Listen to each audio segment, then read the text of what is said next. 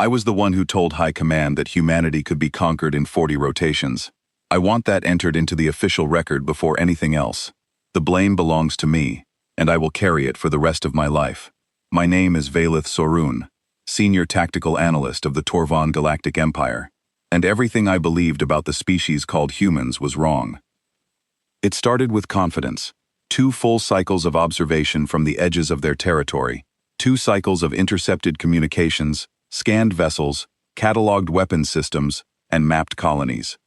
I built the most complete threat profile ever assembled on a single species, and when I presented it to High Commander Drethin and the War Council, I did so without hesitation. Humanity, I told them, was a mid-tier civilization, respectable in certain areas, creative in their engineering, unusually stubborn in their temperament, but ultimately, beatable. I had the numbers to prove it. 2 years of observation had given me more data on humanity than most analysts accumulate in a decade. I knew the tonnage of their ships, the caliber of their weapons, the rotation schedules of their patrols. I had cataloged the energy output of their reactors, the tensile strength of their hull plating, and the communication frequencies they used to coordinate their fleet movements. I had studied their training exercises, their logistical supply routes, and even the meal schedules aboard their larger vessels. Their primary military vessels belonged to something they called the Peacekeeper class. Functional ships, certainly. Decent armor plating. Reasonable maneuverability for their size. But their weapons were crude by our standards. Kinetic slug throwers that launched solid projectiles at high velocities. Fission arrow warheads that relied on nuclear reactions our civilization had moved past centuries ago. Guided missile systems that our electronic countermeasures could blind in seconds. Their defensive network was concentrated around their inner colonies, leaving their outer territories exposed. The gaps in their coverage were so wide that I remember joking with Admiral Kesseth that we could fly a dreadnought through them without even dimming our running lights. My report to the War Council was 312 pages long. It included threat matrices, capability comparisons, vulnerability assessments, and a detailed invasion timeline with contingency branches for 14 different response scenarios. I had modeled every possible human reaction, from immediate surrender to prolonged guerrilla resistance, and developed counter-strategies for each one. I was thorough, because thoroughness was my reputation and my pride. What I did not understand then, what I could not have understood, was that thoroughness means nothing when you are measuring the wrong things. High Commander Drethin approved Operation Bright Tide within 3 rotations of my briefing, a rapid subjugation campaign targeting humanity's 3 outermost colony systems. Swift, decisive, overwhelming. The kind of operation the Torvan Empire had executed 100 times before against 100 different species. We had 9 battle groups, 4,200 vessels in total, and the full confidence of an empire that had never lost a war of conquest. The first engagement happened at a human colony called New Lancaster. Their orbital defense consisted of 12 peacekeeper vessels and a network of automated weapons platforms. We arrived with 300 ships. It was not a battle. It was arithmetic. Their platforms fired kinetic rounds that our shields absorbed without strain. Their peacekeeper vessels attempted a defensive formation, but they were too slow, too few, and too outmatched. We disabled 8 of them in the first exchange, and the remaining 4 retreated into the atmosphere, trailing smoke and leaking fuel. New Lancaster fell in 6 hours. The ground forces reported minimal resistance, a few scattered firefights near population centers, nothing coordinated, nothing that lasted longer than it took our soldiers to reach the positions. I watched the reports come in from the command carrier and felt the warm satisfaction of a prediction confirmed. Everything was proceeding exactly as my analysis had forecast. The second colony, Bridgewater Station, fell even faster. Their orbital presence was thinner. 3 peacekeeper vessels and a handful of armed cargo ships that had been hastily fitted with weapons. They fought with surprising determination, I will give them that. One of the cargo ships rammed itself into the side of our destroyer Vorenthal, causing moderate damage before it broke apart. But determination without capability is just a slower form of surrender, and Bridgewater Station was ours within 4 hours. High Command was pleased. Admiral Kessoth sent me a personal commendation. Drethin mentioned my name during the victory address to the Senate. There were discussions about my promotion, about the medal they would pin to my chest when the campaign concluded. I accepted the praise because I believed I had earned it. I had studied these humans thoroughly, and they were exactly what I said they were. It was at the third colony, a small agricultural settlement called Pineford, that the first crack appeared. Not in our strategy, not in our forces, in my understanding. Pineford was barely worth conquering from a military perspective. A farming world with a population of roughly 80,000. No orbital defenses at all. Not a single peacekeeper vessel in the system. We sent a small occupation force, 2 frigates and a troop transport, expecting to meet nothing more than local law enforcement with sidearms. The occupation was bloodless. The humans surrendered their administrative buildings without resistance.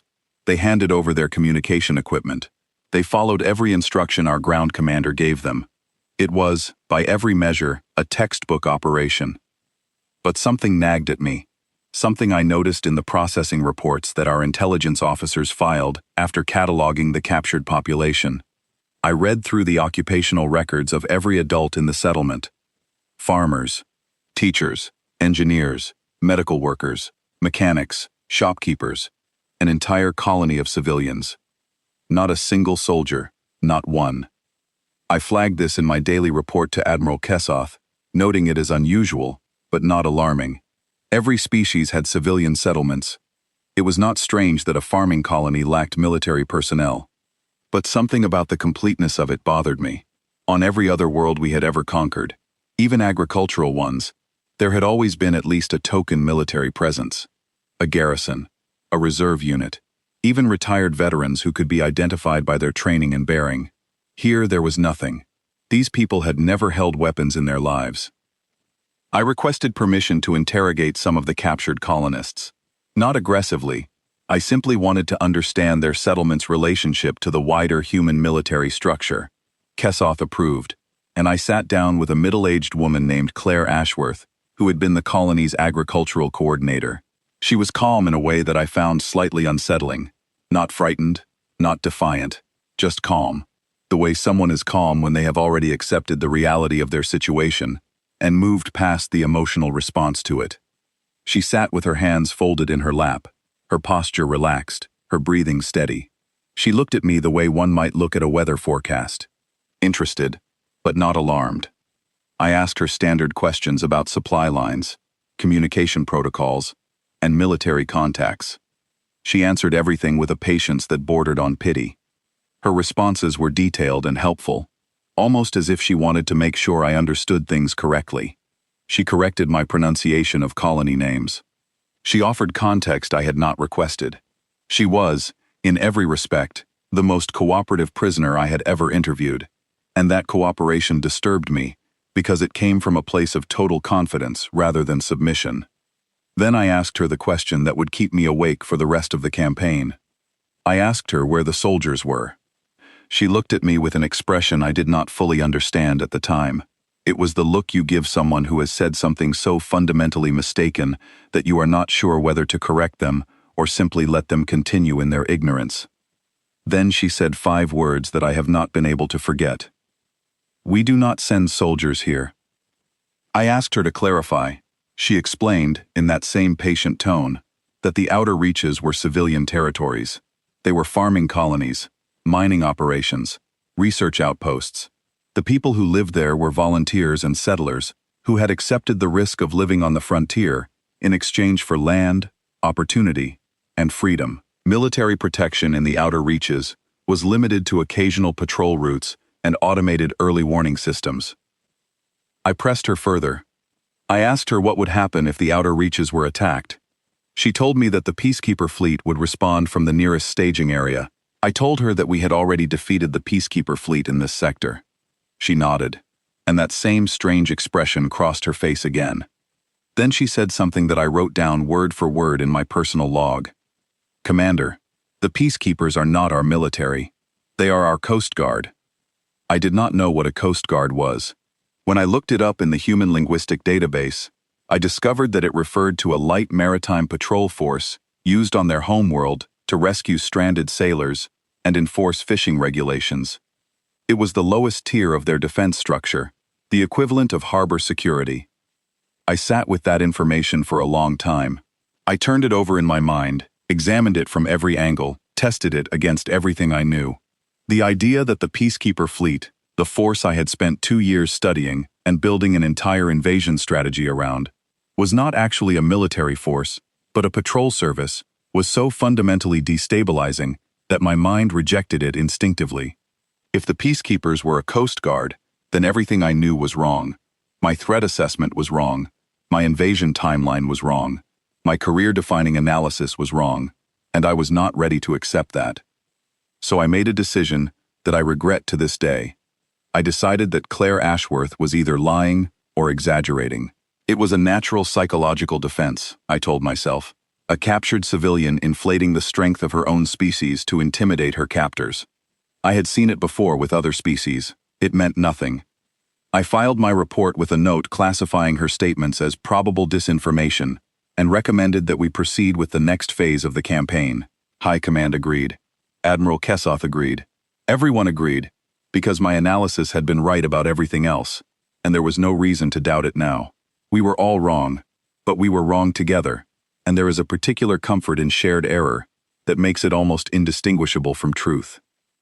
We pushed deeper into human territory, and for a brief, shining moment, the future of the Torvan Empire seemed limitless. We had conquered 3 colonies in less than 2 weeks, suffered minimal losses, and faced nothing that challenged our technological or tactical superiority. I remember standing on the observation deck of our command carrier, watching the stars scroll past as we moved toward the mid-colonies. I remember feeling proud. I remember thinking that this campaign would be studied in military academies for generations, a textbook example of swift, efficient conquest. I was right about that last part at least. This campaign is studied in military academies across the galaxy, but not as an example of conquest. It is studied as the most catastrophic intelligence failure in the history of the Torvan Empire, and my name is on every page of it. On day 14 of the campaign, the humans stopped retreating. I noticed it first in the communication intercepts. The tone of their transmissions changed.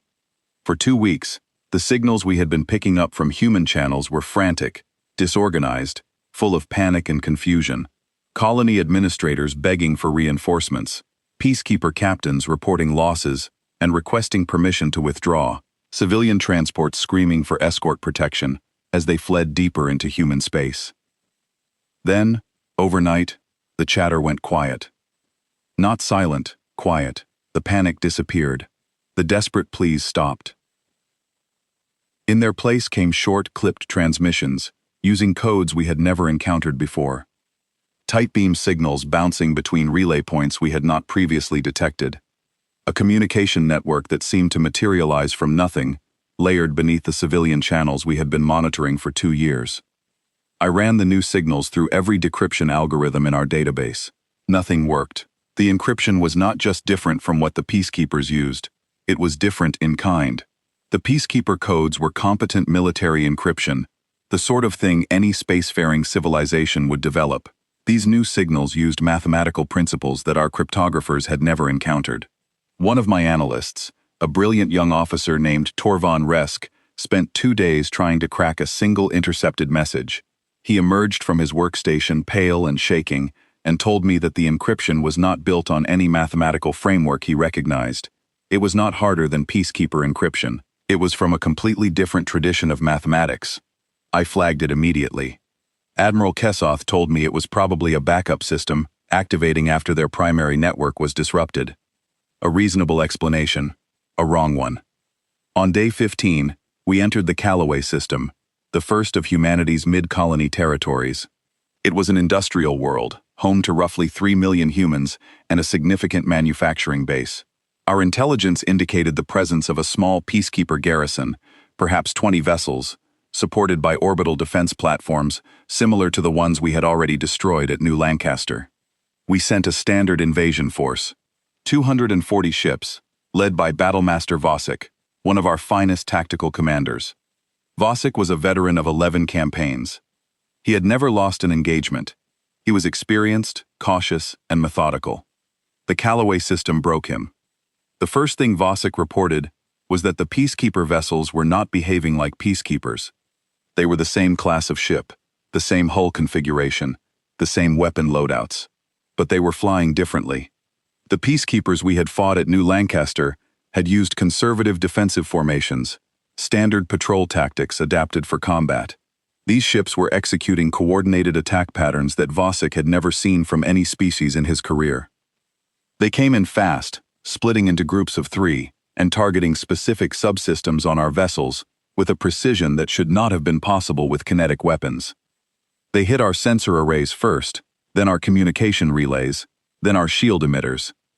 They knew exactly where to strike, and exactly when to strike it. Our ships were not being overwhelmed by firepower. They were being systematically dismantled by pilots who understood our technology better than we did. What made it worse was the coordination. Every group of 3 moved as if they shared a single mind. When one ship broke left, the other 2 adjusted instantly, maintaining perfect spacing without any detectable communication between them. I later learned that humans had developed something they called battle rhythm, an intuitive synchronization that experienced crews could achieve through practice and trust alone, without needing direct orders for every maneuver. They were not following commands, they were anticipating each other.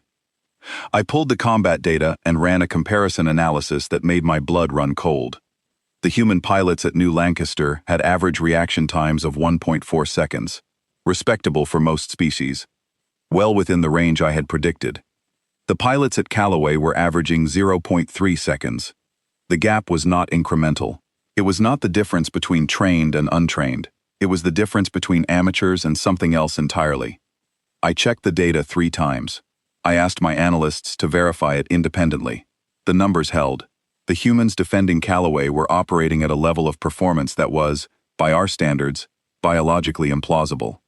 Their reflexes were faster, their decisions were sharper, and their spatial awareness was beyond anything I had seen in any species across the galaxy. Vasek lost 47 ships in the first 2 hours. He adjusted his tactics, pulled his formation tighter, and concentrated his fire on the human carrier that seemed to be coordinating the defense. The carrier responded by deploying something we had not encountered before: swarms of small, fast-moving drones that did not match any weapons platform in our human technology database. When I analyzed the wreckage of one that had been disabled by our point defense, I discovered that it was not a manufactured military drone at all. It was a mining probe, a civilian tool used for asteroid surveying, hastily fitted with a shaped charge and a proximity sensor. The humans were improvising weapons from industrial equipment, and they were doing it in the middle of a battle. I have fought many species across the galaxy. I have studied their tactics, their technologies, their psychologies. No species improvises under fire like humans do. Most species fight with what they have.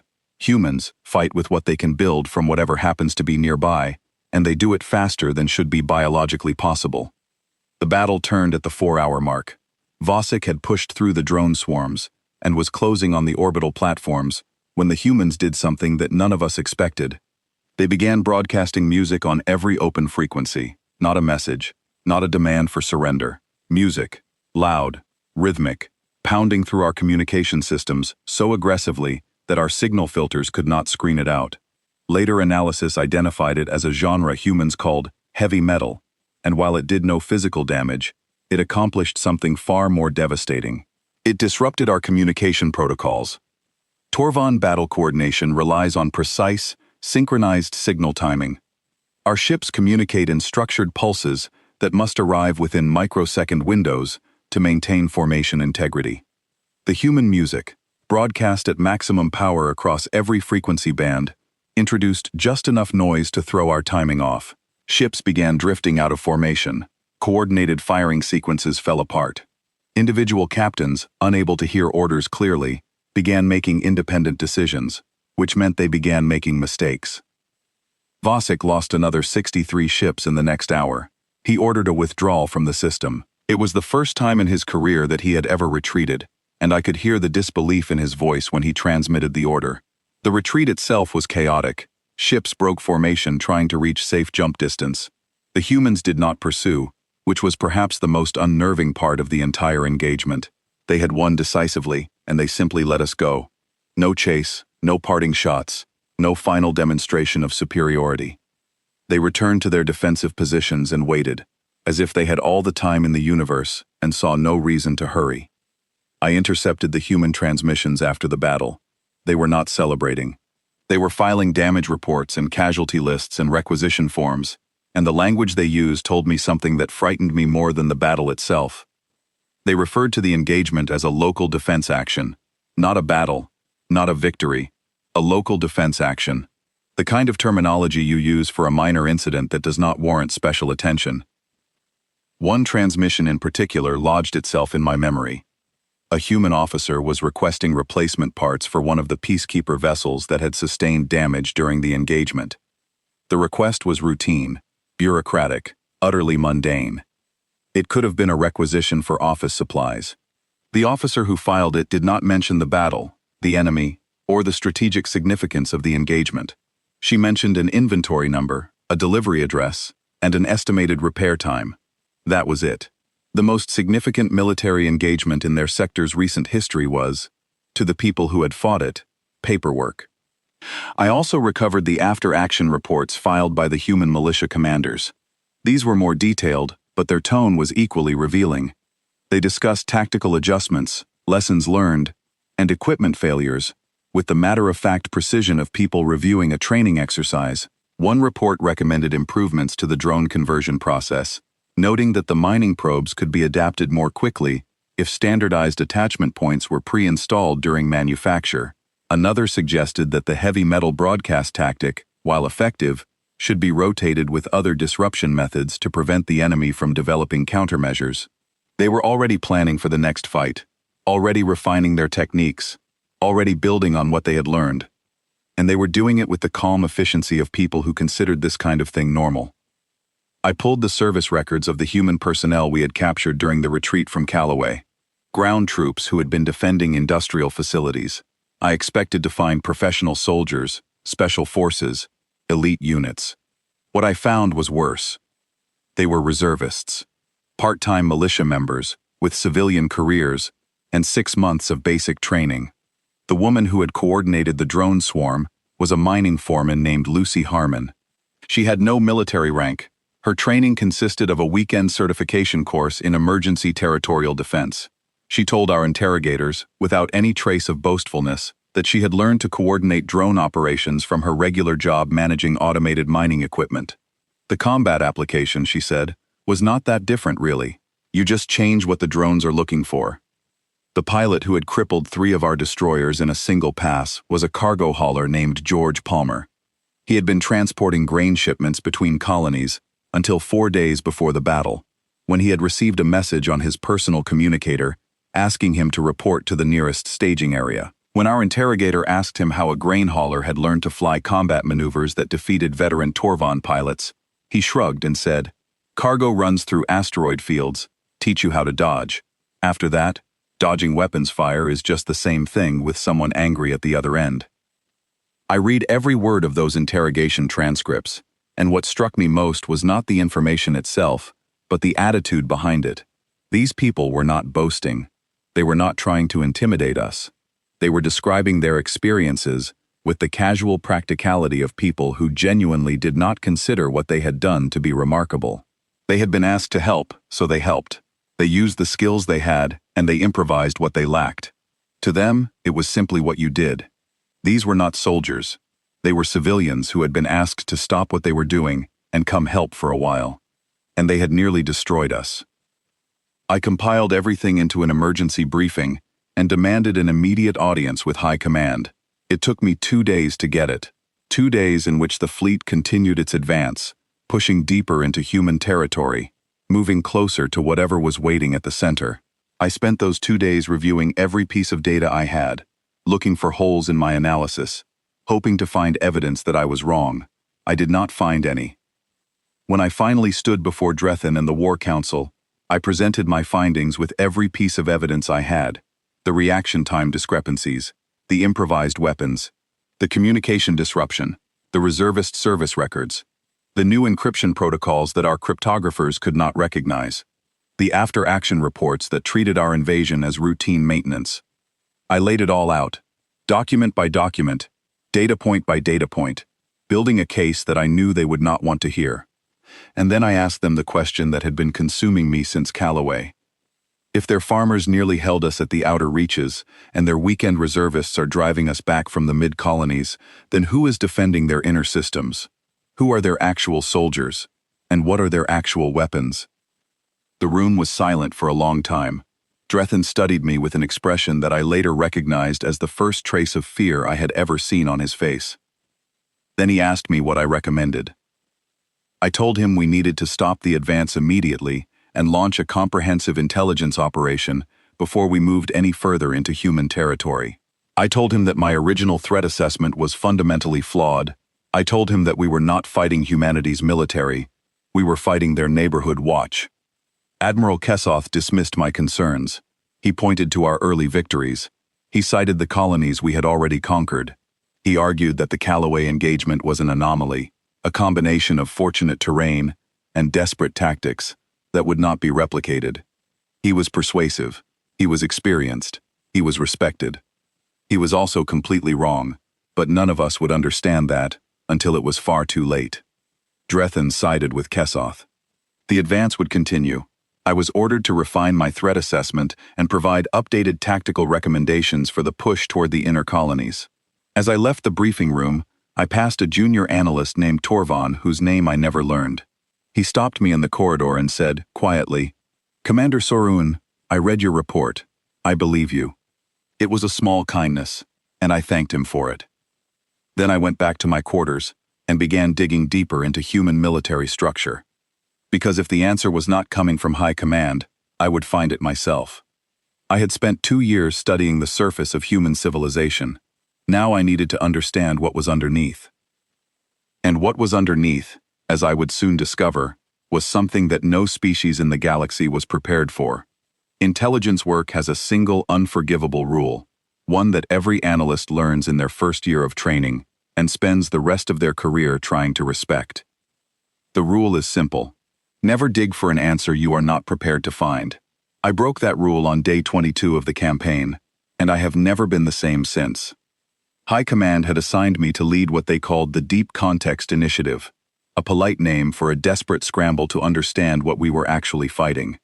I was given a small team, access to captured human data cores, a dedicated signals intelligence unit, and one asset that would prove more valuable than everything else combined: a cooperative prisoner. His name was Philip Gareth, 63 years old, retired, formerly a logistics coordinator in something the humans called the Unified Stellar Forces. Not a combat officer, not a strategist, a man who had spent 30 years managing supply chains, inventory databases, and shipping schedules for the human military. He had been living on Pineford when we captured it, growing vegetables and reading novels about maritime exploration. He had not held a military position in over a decade. When they brought him to my interrogation room, I expected resistance. I expected defiance, or at the very least, the tight-lipped silence of a trained military professional protecting classified information. Instead, Philip Gareth sat down across from me, folded his hands on the table, and smiled. It was not a threatening smile. It was the smile of a man who found his situation genuinely amusing. That smile unsettled me more than any weapon I had faced during the entire campaign, because it belonged to someone who was not afraid, not pretending to be unafraid, the way captured officers sometimes do to maintain their dignity. Genuinely, deeply, authentically unafraid, as if his captivity was a minor inconvenience rather than a crisis. I began with standard questions: name, rank, service history. He answered everything freely, correcting my pronunciation of certain terms, and occasionally offering information I had not asked for. He told me about his years in logistics, the bases he had been stationed at, the campaigns he had supported. All of it freely, all of it without hesitation, and all of it, I realized later, carefully limited to information that was decades old and operationally irrelevant. Philip Gareth was cooperating with me in the same way that a grandparent cooperates with a child who has asked where babies come from. He was giving me just enough truth to satisfy my questions without revealing anything that mattered. He had a habit of pausing before certain answers, a microsecond of hesitation, that told me his mind was performing a calculation. Not, what should I say, but how much of what I know is safe to share. It was the instinct of a man who had spent decades handling classified information. Not defiance, but discipline so deeply ingrained that it operated automatically, even in captivity. I began noticing patterns in what he omitted. He would describe supply chains in exhaustive detail, but skip over what was being supplied. He would name facilities and bases freely, but never describe what happened inside them. He would recount decades of service, but leave gaps, months, and sometimes years, that he glossed over with phrases like routine postings and standard operations. Those gaps, I suspected, were where the real answers lived. It took me 3 sessions to understand this. When I did, I changed my approach. I stopped asking him about his service and started asking him about structure, not what he had done, but how the human military was organized. I spread my existing intelligence files across the table and asked him to correct them. He studied my files for a long time. He picked up each document, read it carefully, set it down, and moved to the next. His expression shifted as he read, from mild interest to something approaching sympathy. It was the look of someone watching another person work on a puzzle while missing the most important piece. Then he looked up at me with that same gentle amusement and said, "Commander, may I be honest with you?" I told him I would appreciate nothing more. "Your analysis is not wrong," he said. "Everything in these files is accurate. The ship classes, the weapon specifications, the deployment patterns, all correct. Your problem is not accuracy. Your problem is depth. You have mapped the top layer of a structure that has many layers, and you have mistaken the surface for the whole." I asked him to explain. He leaned back in his chair and began to walk me through the human military hierarchy in a way that no intelligence file, no intercepted communication, and no captured database had ever revealed. He spoke methodically, like a teacher laying out a lesson plan, and with every layer he described, I felt the ground beneath my assumptions shift further. The bottom layer, he told me, was what the humans called the Colonial Watch, volunteer civilians who received basic emergency training and could be called upon for local defense. These were the people we had fought at Callaway. Philip described them as the neighbors who show up when someone's house is on fire. They were not combat personnel. They were ordinary people with a few weekends of training and a willingness to help. The fact that they had fought us to a standstill was, in Philip's assessment, a testament to human adaptability rather than military preparation. Above the Colonial Watch was the Territorial Defense Force, professional part-time soldiers with formal training, standardized equipment, and regional command structures. These were people who maintained civilian careers but trained regularly, attended annual exercises, and could be mobilized within hours. They had dedicated weapons systems, purpose-built vehicles, and a chain of command that linked directly to regional military headquarters. We had not yet encountered them. Philip noted this fact without emphasis, but I understood its implication. If the Colonial Watch had fought us to a standstill, the Territorial Defense Force would have pushed us back. Above the Territorial Defense Force was the Peacekeeper Fleet. This was what I had spent 2 years studying.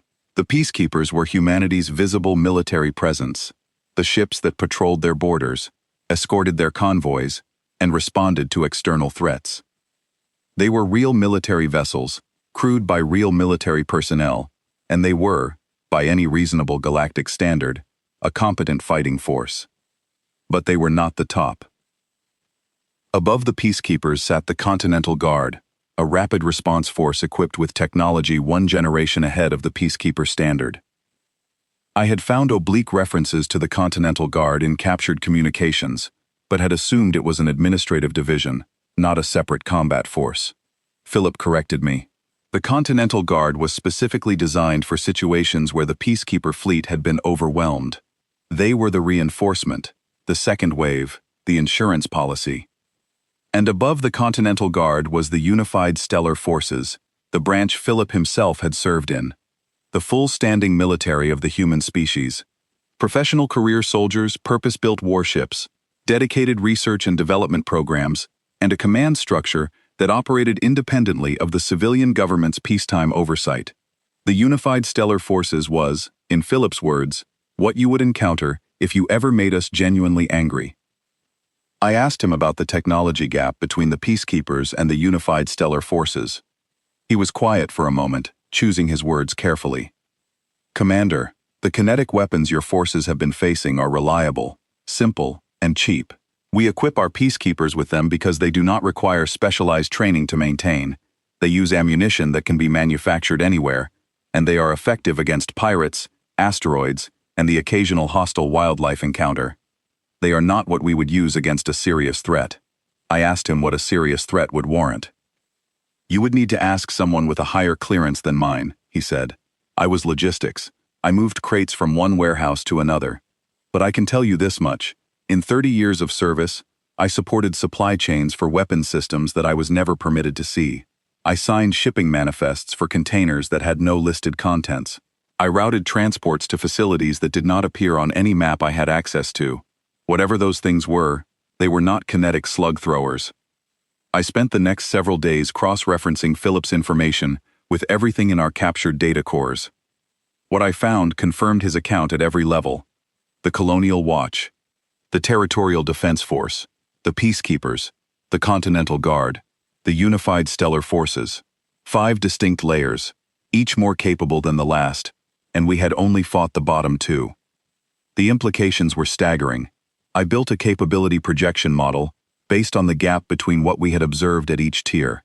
If the jump from Colonial Watch to Peacekeeper was roughly a factor of 4 in combat effectiveness, and the jump from Peacekeeper to Continental Guard was similar, then the Unified Stellar Forces would represent a capability level approximately 60 times greater than what we had faced at Callaway. And Swordfall, if it existed above even the Unified Stellar Forces, was beyond calculation. I presented these projections to my small team of analysts. None of them spoke for several minutes. One of them, a young woman named Analyst Tereth, eventually asked me if I thought my model was accurate. I told her that models are only as good as their assumptions, and that every assumption I had made about humanity so far had underestimated them. If anything, I told her, my projections were probably too conservative. But there was something else, something that Philip had not mentioned, something I found buried in fragments across dozens of separate databases, never referenced directly, never described in detail, appearing only as a classification header on files that had been wiped before we captured them. Swordfall.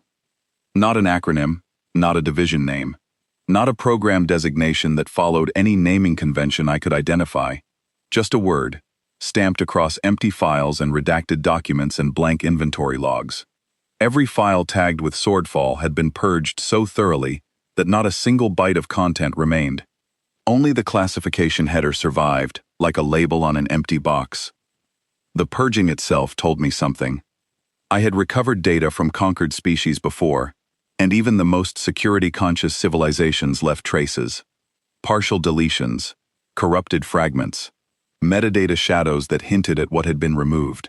The Swordfall files had none of this. They had been scrubbed using a method that did not just delete information, but overwrote the physical storage medium multiple times, ensuring that no recovery technique, no matter how advanced, could reconstruct what had been there. This level of data destruction required dedicated software designed specifically for the purpose. Someone had built a tool whose only function was to make Swordfall files unrecoverable, and they had distributed that tool across every database we had captured. That meant planning. That meant a system. That meant someone, somewhere in the human hierarchy, had anticipated the possibility that their databases would be captured and had prepared accordingly. They had not merely classified their secrets, they had built infrastructure to destroy them in the event of compromise. I brought Swordfall to Philip. I set the fragments on the table and asked him what it was. For the first time since I had met him, Philip Gareth stopped smiling. He looked at the documents for a long time, then he looked at me, and the gentle amusement was gone from his eyes. In its place was something that I would describe, if I were being generous, as concern. If I were being honest, I would call it sorrow. Commander Sorun, he said, speaking slowly and deliberately, I am going to tell you something, and I need you to understand that I am telling you the truth. I am not exaggerating, I am not bluffing, I am not engaging in psychological warfare. What I am about to say, is the most honest thing I have ever said to an enemy combatant. I waited. Everything your forces have encountered since the beginning of this campaign, every weapon, every ship, every tactic, every piece of technology, was designed to protect farmers and traders from pirates and asteroid impacts. You have not fought our military. You have been fighting our Coast Guard. I told him I had heard this claim before, from the woman on Pineford. He nodded. She was telling you the truth, and you did not listen. So let me say it more clearly. The Peacekeeper fleet, the force you spent 2 years studying, the force you based your entire invasion plan on, is our lowest-tier military asset. It exists to handle problems that are not important enough to bother the real military with. You built your strategy around the assumption that the Peacekeepers represented humanity's full capability. That assumption is wrong by a margin so large that I lack the vocabulary to express it in your language. I asked him about Swordfall specifically. He shook his head. I do not have the clearance to discuss Swordfall. I never did. I spent 30 years in the Unified Stellar Forces, and in all that time, I never met a single person who had direct knowledge of what Swordfall actually is. It exists above the Unified Stellar Forces, above everything. I know it was established roughly 90 years ago. I know it operates under a security classification that makes my former clearance look like a library card. Beyond that, I know nothing. I pressed him. I told him that lives depended on my understanding. I told him that if I could present accurate intelligence to High Command, I could stop the advance and prevent further casualties on both sides. He studied me for a long moment. Then he said something that I recorded word for word and included in my report to High Command. Commander, I do not know what Swordfall is. But I know what it is for. Every generation of human military leadership since its creation has maintained it, funded it, and expanded it with a level of commitment that borders on religious dedication. They have done this quietly, without public knowledge, without political debate, without any of the usual noise that accompanies military spending. Whatever Swordfall is, it was built to face a threat so severe that our entire species agreed, across every nation and faction and ideology, to prepare for it in secret. That level of unity does not come from ambition or paranoia. It comes from fear. I asked him what humanity was afraid of. That, he said, is the question I have been asking myself for 30 years. And the fact that I never received an answer frightens me more than anything your empire could ever do. He paused, then added one final statement. For what it is worth, Commander, I hope your leaders listen to you. Swordfall has never been deployed against a living enemy. No one on our side wants to find out what it actually looks like in practice. If your High Command pulls back now, negotiates a settlement, and agrees to leave our space, this can end without anyone discovering what happens when humanity stops holding back. That would be better for everyone. I compiled my report that night. I worked until my hands ached and my eyes burned. I assembled every piece of evidence, every analysis, every conclusion, and every warning into a single document that ran over 200 pages. I marked it with the highest classification level available to me. I titled it Revised Threat Assessment, Human Military Capability, and submitted it to High Commander Drethan with a personal recommendation that all offensive operations be suspended immediately, pending further intelligence gathering. I also included Philip Gareth's statement, unedited, with a note that I believed him to be telling the truth. Drethan read my report in its entirety. He summoned me to his quarters and asked me detailed questions about my methodology. He reviewed my evidence. He asked me about Philip Gareth's demeanor, his consistency, his body language. Then he told me that the War Council had already voted. The advance would continue. The full assault on humanity's inner systems would proceed as planned. My report, he said, would be classified and archived, but would not alter the operational timeline. I asked him why. He told me that the Empire could not afford to appear weak, that retreating from a mid-tier species, based on the testimony of a single prisoner, would undermine Torvan authority across the galaxy, that the political consequences of withdrawal were worse than the military risks of pressing forward. I told him, as respectfully as I could, that he was making a mistake. He told me, less respectfully, that he was making a decision and that I should confine my contributions to tactical analysis rather than strategic policy. I returned to my quarters and sat in the dark for a long time. I thought about Claire Ashworth on Pineford, telling me calmly that the peacekeepers were a coast guard. I thought about Philip Gareth, losing his smile for the first and only time when I showed him the Swordfall files. I thought about Lucy Harmon, the mining foreman who had coordinated a drone swarm that crippled a battle group using tools designed for surveying asteroids. I thought about George Palmer, the grain hauler who flew combat maneuvers that our best pilots could not match. I thought about all of these things, and I understood, with a certainty that settled into my bones like ice, that we were about to do something profoundly foolish. And I was right. The Empire ignored my report on day 31. On day 33, humanity stopped ignoring us. I was standing in the command center of our flagship, the Dreadnought Sovereign, when the order came through from High Commander Drethan. The largest armada ever assembled under the Torvon banner was to jump into the Sol Approach Corridor and strike directly at humanity's intercolony network. 9,000 vessels, the combined naval strength of 6 sectors. Everything we had. Drethan's strategy was blunt and, in its own way, logical. Overwhelming force applied to the heart of the enemy's territory. No probing attacks, no reconnaissance in force. Just the full weight of the Torvon Empire dropping out of faster-than-light travel inside humanity's most defended space, and daring them to stop it. I objected one final time. I put my objection in writing, submitted it through formal channels, and hand-delivered a copy to Drethan's personal aide. The objection was 3 pages long and detailed every reason why the assault was a catastrophic mistake. Drethan acknowledged receipt and told me that my concerns were noted for the record. Then he ordered me to take my station on the command deck. The fleet assembled over the course of 2 days. I watched from the observation gallery as ship after ship arrived at the staging point, emerging from faster-than-light travel in disciplined waves. Dreadnoughts the size of small moons, cruisers bristling with plasma batteries, frigates and corvettes and troop transports and supply vessels. It was the largest military gathering in Torvon history, and it was terrifying in its scale. The kind of force that makes you believe the universe must bend to accommodate it. But I kept thinking about Philip Gareth, sitting in his cell, smiling. I kept thinking about his quiet voice saying Coast Guard. I kept thinking about the empty Swordfall files and the mathematics that our cryptographers could not recognize. And I kept thinking about 42 ships, because that number had appeared in one of the intercepted signals we had decoded from the new communication network. 42 ships had been dispatched. Just 42. Against our 9,000. Someone, somewhere in the human command structure, had looked at the largest armada in Torvon history and decided that 42 ships would be sufficient. I stood beside Admiral Kessoth on the command deck as the fleet made its final preparations. Around us, holographic displays showed the positions of our 9,000 ships, spreading across 3 dimensions like a constellation of blue lights.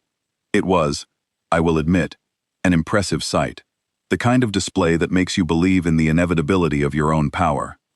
Kessoth turned to me and said, "Your concerns have been noted, Commander Sorun. Now watch what 9,000 Torvon warships can do." The fleet jumped. We emerged from faster-than-light travel in perfect formation, exactly where our navigation had predicted, in the wide corridor of open space that led toward humanity's inner systems. Sensor sweeps began immediately, mapping the surrounding area for threats, installations, and defensive positions. What they found was empty space. No defense platforms, no minefields, no orbital fortifications, nothing. The corridor was clean, open, and undefended. For a brief, intoxicating moment, Kessoth and the bridge crew believed that my warnings had been nothing more than the paranoid ramblings of an analyst who had lost her nerve. Then the sensor officer said, very quietly, "Contact. Bearing 270, range 40,000 kilometers, 42 vessels." 42. Against 9,000. Kessoth laughed. I heard him laugh. It was a short, sharp bark of amusement, and it was the last time I ever heard him laugh about anything. I moved to the sensor station and looked at the readings myself. 42 contacts, holding formation in a loose arc directly ahead of our fleet. They were small, much smaller than our dreadnoughts. Smaller even than our frigates. Their emissions profile was so faint that our sensors had almost missed them entirely. They were running dark, radiating almost no heat, no electromagnetic signatures, no detectable energy output of any kind. If they had not been directly in our path, we might not have noticed them at all. I ordered a full-spectrum scan. Every wavelength, every detection method, every sensor modality our flagship possessed was directed at those 42 contacts. The results were contradictory. On some frequencies, the ships appeared to be solid objects with defined hulls and internal structures. On others, they seemed to bend space around themselves, creating small optical distortions that made them shimmer and shift like heat mirages. Our gravity sensors detected mass readings that fluctuated wildly, as if the ships were somehow changing their own gravitational footprint from moment to moment. They did not match any ship class in our human vessel database. They were not peacekeeper ships. They were not Continental Guard vessels. They were not anything I had ever seen referenced in any intelligence file, any captured communication, or any database we had recovered during the entire campaign. They were something new, something that had never been shown to the galaxy before. I felt the fear then, the real fear, not the intellectual concern I had been carrying for weeks, but the visceral, physical sensation of my body, recognizing danger before my mind could fully process it. Every instinct I had, honed across decades of intelligence work, was screaming at me that those 42 ships were not a defense force. They were a message. "Admiral," I said, and my voice sounded strange to me. "We should hold position." Kesoth dismissed me with a gesture. 42 ships, he said, against 9,000. Order the Vanguard to engage and clear the corridor. The Vanguard consisted of 1,200 vessels, heavy cruisers and battleships in a standard assault wedge. They accelerated toward the 42 human ships at full combat speed, weapons charging, shields at maximum. It was a wall of firepower that could have leveled a moon. The human ships did not move. They held their formation, motionless, as 1,200 Torvan warships bore down on them. They waited. They waited until our Vanguard was within optimal weapons range, until our targeting systems had locked onto them, until our captains had their fingers on the firing controls. Then one of the human ships fired. I do not know how to describe what happened next in terms that make physical sense. Our sensor systems recorded the event, but the data they produced contradicts everything I understand about weapons technology, energy transfer, and the fundamental laws of the universe, as the Torvan Empire knows them. The weapon, if it can be called that, registered on our instruments as a localized gravitational inversion, a point in space where the direction of gravitational force reversed itself. It struck a Torvan dreadnought, one of our largest and most heavily armored vessels, and that vessel simply came apart, not exploded. Not shattered, it folded inward on itself, its structure collapsing as every atom of its hull was pulled simultaneously toward a point at its own center. It took less than 2 seconds. There was no fire, no radiation, no debris. The ship was there, and then it was not. 900 crew. Gone. The Vanguard faltered. 1,200 ships that had been charging forward with absolute confidence suddenly lost their coordination, as every captain on every bridge tried to understand what they had just witnessed. In that moment of hesitation, 3 more human ships fired. One deployed a weapon that our sensors could only describe as a matter dissolution field. It swept across a section of our formation like an invisible wave, and every ship it touched simply ceased to exist. Not destroyed, erased. Their mass, their energy, their very atoms disappeared from the universe, as if they had never been there. No wreckage, no explosion, no residual radiation, just empty space where ships had been. Another fired, what appeared to be a focused beam of absolute darkness, a line of pure nothingness that cut through our formation and separated everything it touched into perfectly smooth halves. Hulls, reactors, crew quarters, all sliced with a precision that defied comprehension, without generating any heat or kinetic energy. The third weapon I have no name for. It struck a cluster of 7 of our ships, and they simply stopped. Every system, every engine, every life sign aboard all 7 vessels went to 0 simultaneously. The ships continued drifting on their previous trajectories, intact but lifeless, like stones thrown through a void. No damage, no visible effect, just complete and instantaneous cessation of all energy and biological activity. When recovery teams later boarded those vessels, They found everything in perfect condition, consoles still glowing with residual power, meals half-eaten on galley tables, personal effects undisturbed in crew quarters. Everything was exactly as it had been at the moment the weapon struck, except that every living thing aboard was simply gone. Not dead. Gone. As if they had been gently and instantaneously removed from existence.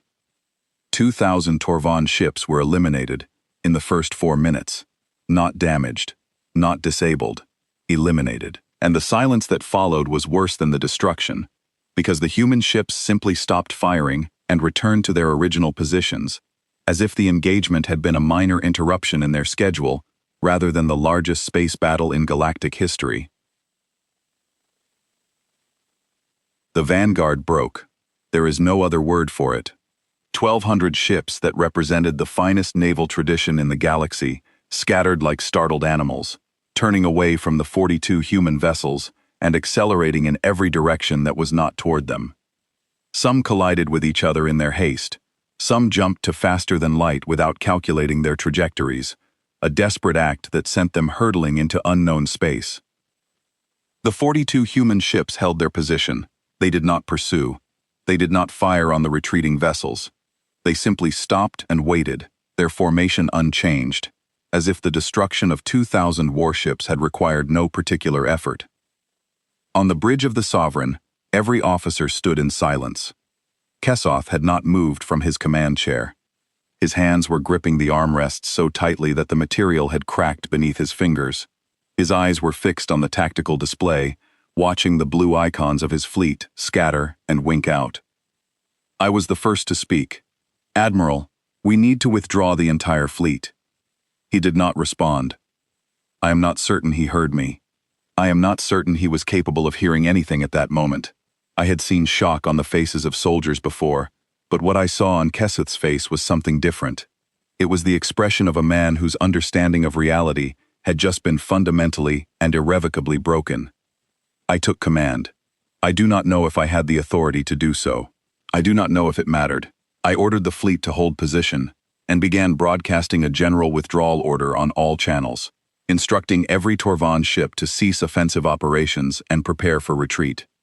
Before the order could be fully executed, an open channel transmission came through. A human voice, speaking in clean, accented galactic common. A woman, calm, measured, professional. "This is Admiral Caroline Webb, Swordfall Contingent 7, Torvan Fleet. You are hereby instructed to cease all hostile operations and withdraw to your territorial boundary. You have 12 hours to open formal negotiations with the United Earth Government. This was a demonstration. There will not be a second demonstration." The transmission ended. No threats, no demands for surrender, no conditions, just a statement of fact, delivered with the same casual certainty that a teacher might use when telling a student that class was over. I stood on the bridge of the most powerful warship in the Torvan fleet and listened to silence. Then I began pulling the combat data from our sensor logs and running the numbers that I already knew would break me. In 11 minutes of engagement, the 42 human ships had fired a combined total of 17 shots. 17. Against 9,000 Torvan vessels. They had targeted only ships that were actively firing on them. Every retreating vessel, every ship that had turned away, every transport and support ship in the fleet had been left untouched. They had been selective, precise, careful. They had been merciful. I calculated their rate of fire, their targeting patterns, and their engagement capacity. Then I extrapolated what would have happened if all 42 ships had fired at maximum capacity for the full 11 minutes of the engagement. The number I arrived at was 9,000. Every ship in our fleet. Every single one. I sat down on the deck of the bridge. I do not remember deciding to sit. My legs simply stopped supporting me. Around me, officers were shouting, running, trying to restore order to a fleet that had just watched its own invincibility evaporate. I sat on the cold metal floor and thought about the fact that we had brought everything we had, and humanity had sent 42 ships. A single contingent, Contingent 7, which implied the existence of at least 6 others. And they had fired 17 times. I thought about Claire Ashworth. I thought about Philip Gareth. I thought about all the warnings I had given, and all the warnings I had been given. I thought about the Coast Guard, and the Peacekeepers, and the Colonial Watch, and the reservists, with their mining drones, and their heavy metal music. I thought about all of it, and I understood something that I wished I did not understand. We had spent 2 years studying the lock on the front door. We had spent a month breaking through it, and we had never thought to wonder what the owners of the house kept in the basement. Kessoth never recovered. He was relieved of command 2 days after the engagement and returned to the homeworld, where he spent the rest of his life in quiet retirement, refusing to discuss the campaign with anyone. I do not blame him. Some things cannot be processed. Some truths are too large to carry. I transmitted my withdrawal order again, and this time the fleet obeyed. 9,000 ships that had entered human space as conquerors limped back toward Torvan territory in silence, leaving behind 2,000 of their companions who would never come home. And waiting for us at the border was a single human communications buoy, broadcasting Admiral Caroline Webb's message on repeat. 12 hours, negotiations, there will not be a second demonstration. We had 12 hours. The clock was already running.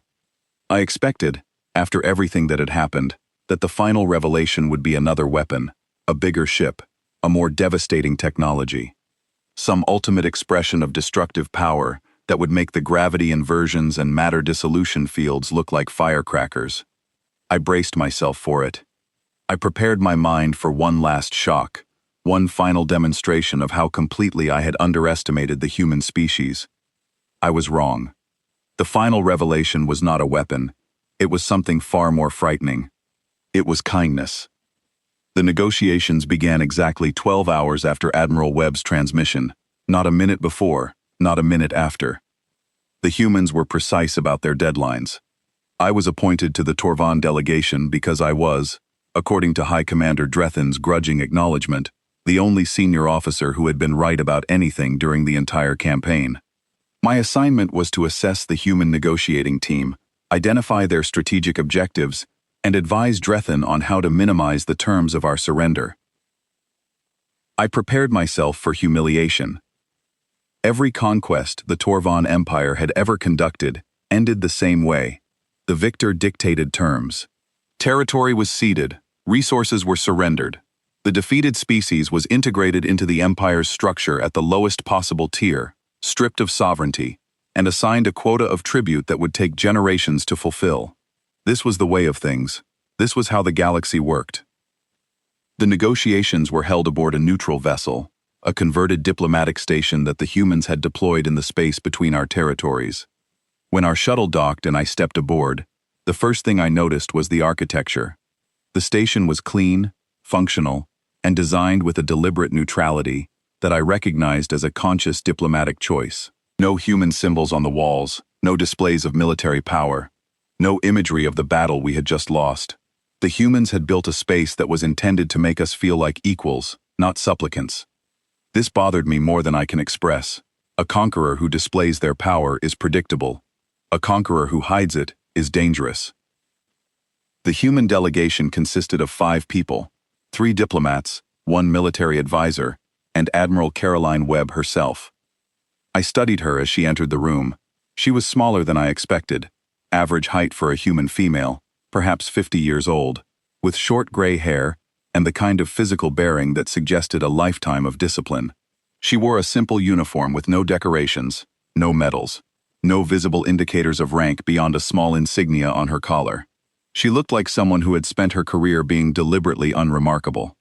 I knew better. The lead human diplomat was a man named Edward Cole.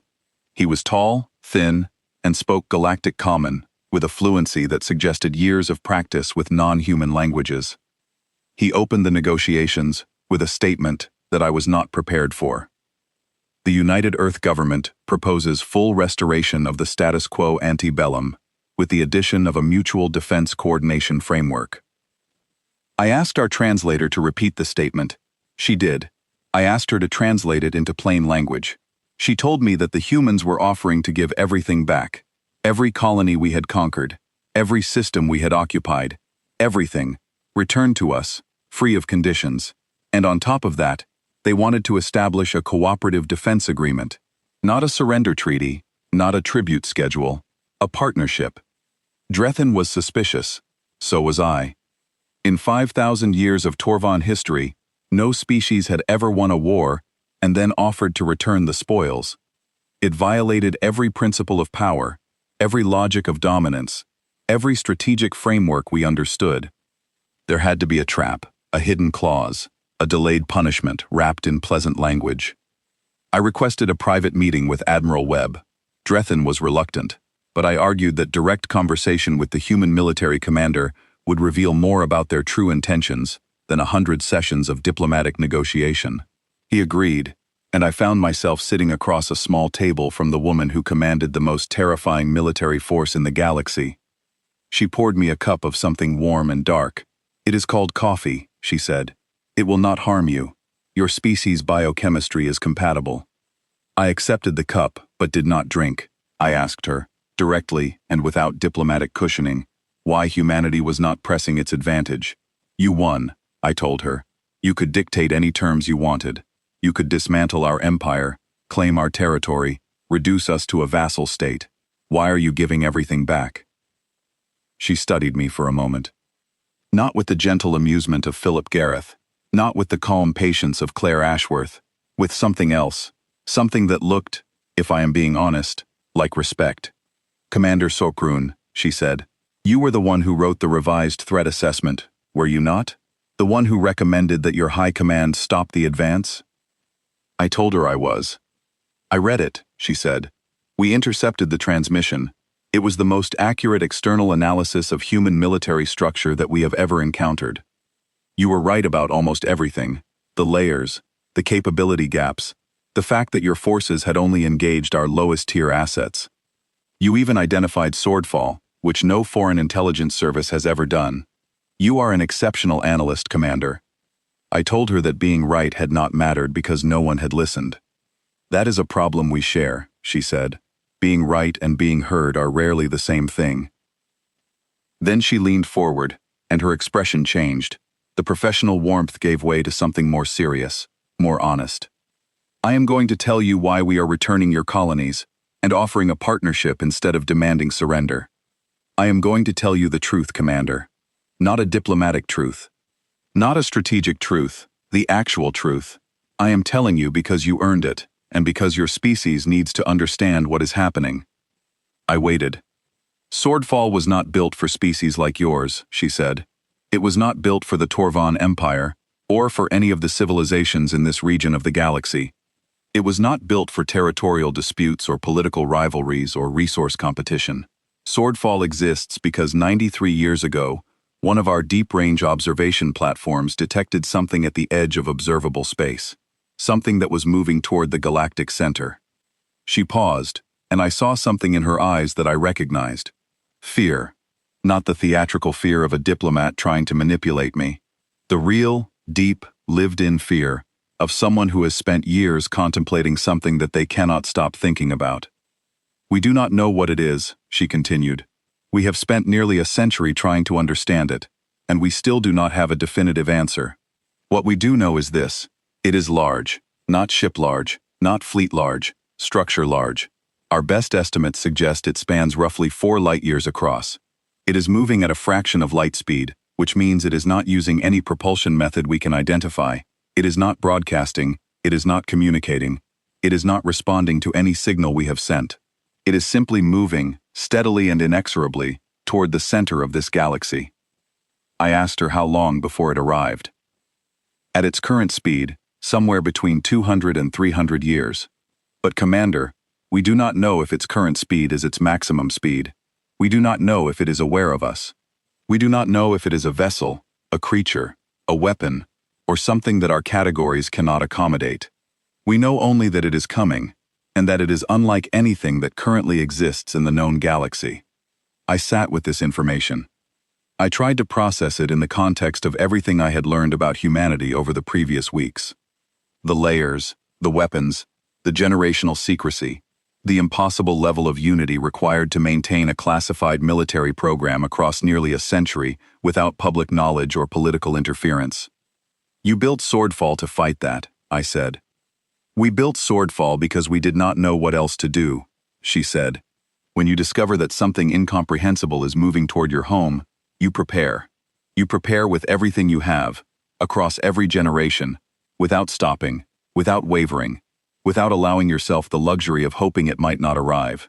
That is what Swordfall is. It is not a weapons program. It is not a fleet. It is humanity's answer to a question we do not fully understand. I asked her about the weapons her ships had used against our fleet, the gravity inversions, the matter dissolution fields, the beam of darkness. Prototypes, she said. Early generation applications of principles we developed during Swordfall research. They were effective against your fleet, but they are not what we are building for the arrival. They are side effects, tools developed along the way. The equivalent of shavings left behind by a sculptor working on something much larger. Side effects. The weapons that had erased 2,000 of our ships were side effects of the real program. I asked her what the real program had produced. She shook her head. That I cannot tell you. Not because I do not trust you, Commander, but because even within Swordfall, very few people have full knowledge of our complete capabilities. What I can tell you is that we have been spending the resources of our entire civilization, quietly and continuously, for 93 years, preparing for the possibility that we will need to fight something that spans 4 light years. The scale of what we have built is proportional to the scale of what we expect to face. I understood then.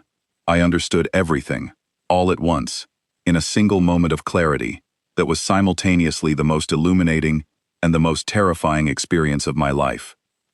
Humanity had not been hiding its weapons out of secrecy or arrogance or strategic deception. They had been saving them. Every resource, every scientific breakthrough, every generation of engineering advancement, all of it deliberately held back, stored away, accumulated over nearly a century for a single purpose.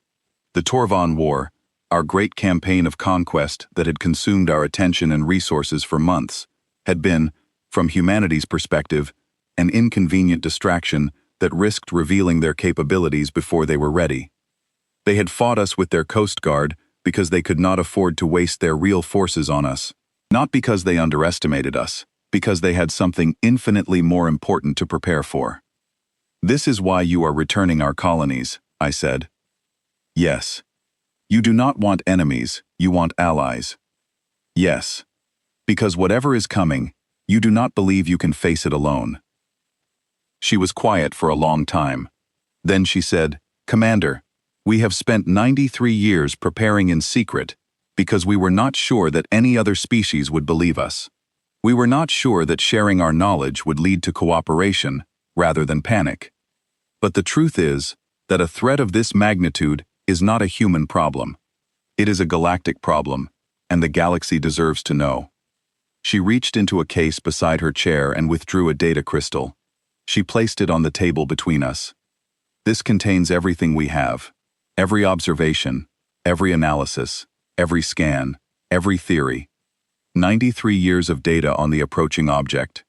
I am giving it to you because your High Commander will need to see it before he will agree to the partnership we are proposing, and because you, Commander Soruan, are the kind of person who will make sure it is taken seriously.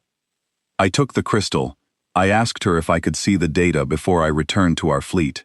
She nodded and activated a display on the wall beside us. The image that appeared was a deep space sensor capture, enhanced and color-coded by human astronomical software. It showed a region of space at the very edge of the galaxy, billions of kilometers from the nearest star system, dark and empty and cold. Except it was not empty. There was something there, a shape, visible only because it blocked the light of the stars behind it. A vast, irregular silhouette that stretched across the image like a shadow cast by nothing. It was not a ship. It was not a station. It was not any kind of structure that I had a word for. It was immense in a way that made the word immense feel small. It occupied the space between stars the way a mountain occupies a valley. It was simply there, ancient and enormous and moving. And looking at it, I felt something that I had never felt before in my career as an intelligence analyst. I felt small. Not afraid, not impressed, small. The way a single grain of sand might feel if it could look up and see the ocean for the first time. The sensation of encountering something so far beyond your scale of reference that your own existence becomes a rounding error. I looked at that image for a long time. Then I turned to Admiral Webb and asked her one final question. "Do you think you can stop it?" She met my eyes, and for the first time, I saw the full weight of what she carried. 93 years of preparation, 93 years of building, planning, researching, and hoping, all for a confrontation that might not come for another 2 centuries, or might come tomorrow. She carried that weight the way humans carry everything, with stubbornness, determination, and a refusal to quit that bordered on irrational.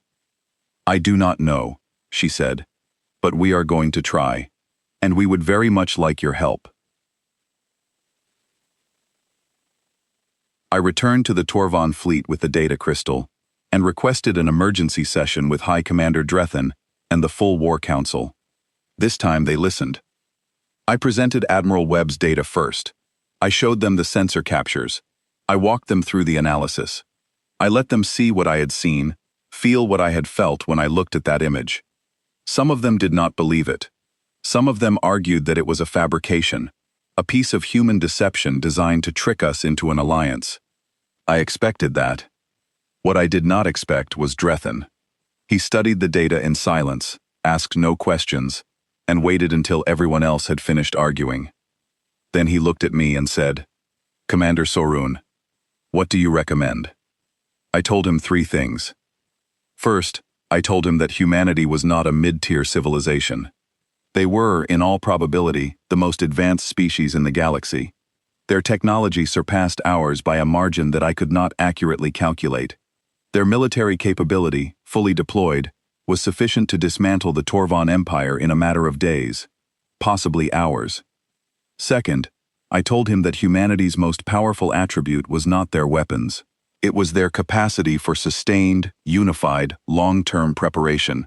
They had committed their entire species to a single objective across nearly a century, without breaking, without fracturing, without losing focus. No other species in the galaxy had demonstrated that level of collective will. Their strength was not in what they could destroy, it was in what they could endure. Third, and most importantly, I told him that whatever was approaching from the edge of the galaxy, humanity wanted allies, not subjects. They had won the war and offered us partnership instead of domination. They had shared their most classified intelligence, without demanding anything in return except cooperation. They had every reason to conquer us, and had chosen, deliberately and consciously, not to. I told him that we should accept their offer, not because we had lost, not because we were afraid, but because the humans were right. Whatever was coming, it was bigger than any single species, bigger than empires and territories, and the petty hierarchies of galactic politics. If we were going to survive it, we would need to do it together. Drethan was quiet for a long time after I finished. The War Council waited. The room was still. Then he stood, and he said, "Send our response to the human delegation. Full acceptance of their proposed framework. Immediate cessation of hostilities. Begin joint intelligence sharing under Commander Sorun's supervision." He paused, then looked at me directly. "Commander, you told us the truth, and we failed to listen. I will see to it that this failure is not repeated. You will lead our side of the partnership. Make it work." I accepted the assignment. The formal treaty was signed 11 days later. The colonies were returned. The prisoners were released. The dead were honored. And on a quiet evening aboard the diplomatic station, I shared a cup of coffee with Admiral Caroline Webb and asked her something that had been nagging at me since our first conversation. "Admiral, your ships, the ones that engaged our fleet, Contingent 7, how many contingents are there?" She smiled. It was a small, tired smile, the kind worn by someone who has been carrying a heavy load for a very long time and has just been offered help. "Enough," she said. I did not press for a number. Some things are better left unknown, not because the truth is dangerous, but because the imagination fills the gap more effectively than any fact ever could. I returned to the Empire and spent the following months building the framework for the first joint military partnership in Torvan history. It was difficult. There was resistance from traditionalists who saw cooperation with humans as a sign of weakness.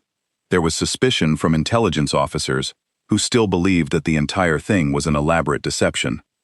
There were bureaucratic tangles, cultural misunderstandings, and moments of genuine frustration on both sides. But it worked. Slowly, imperfectly, with setbacks and arguments and compromises that satisfied no one completely. It worked because the humans made it work. They were patient with our pride. They were generous with their knowledge. They treated us as partners, not as a conquered people being managed, and that made all the difference. I visited Earth once, near the end of my career. Admiral Webb arranged it. She took me to a place called the Imperial War Museum, in a city called London, and showed me something that stopped me in my tracks. A room full of artifacts from humanity's own history of warfare, primitive weapons, rusted armor, faded photographs of soldiers standing in muddy fields, the detritus of 10,000 years of humans fighting each other with sticks and stones and everything in between. This is who we were, she said. This is what we did to ourselves before we learned to do better. Every weapon in Swordfall was born from this history. Every terrible thing we are capable of building, we learned to build by practicing on each other. And every good thing we are capable of doing, we learned by surviving the consequences.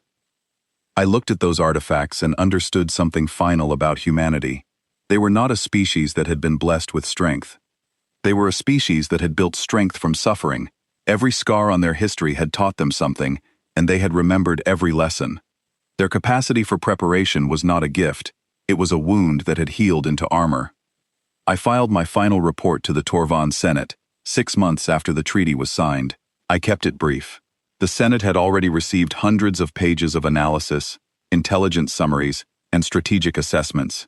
They did not need another one. They needed a conclusion. I wrote 3 sentences. I told the Empire that humanity could be conquered in 40 rotations. I now believe that humanity could conquer the entire Empire in 4. They have chosen not to, and we should be wise enough to understand why.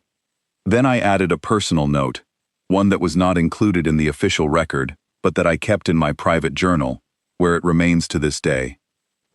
In my career, I have assessed the military capabilities of over 300 species across the galaxy. I have measured their weapons, mapped their strategies, and calculated their strengths. I have never, in all of that work, encountered a species that frightened me. Humans do not frighten me either. What frightens me is the thing that frightened them. Because if a species this strong, this resourceful, this stubbornly and irrationally determined to survive, looked at something, and felt the need to spend a century preparing for it, then whatever is coming from the edge of the galaxy is something that the rest of us cannot even begin to imagine. We should be grateful, all of us, that when humanity decided to prepare for the storm, they chose to build a shelter large enough for everyone. That is their greatest strength. Not their weapons, not their ships, not their secret programs or their impossible technologies. Their greatest strength is that when they saw the darkness coming, their first instinct was not to save themselves. It was to make sure no one else would face it alone. I closed the journal and set down my pen. Outside the window of my quarters, the stars burned cold and bright against the black. Somewhere out there, beyond the edge of everything we knew, something vast and unknowable was moving toward us. And somewhere between here and there, the humans were waiting for it, patient and stubborn, and quietly, impossibly ready. I finished my coffee. It had gone cold, but I drank it anyway. It tasted like hope.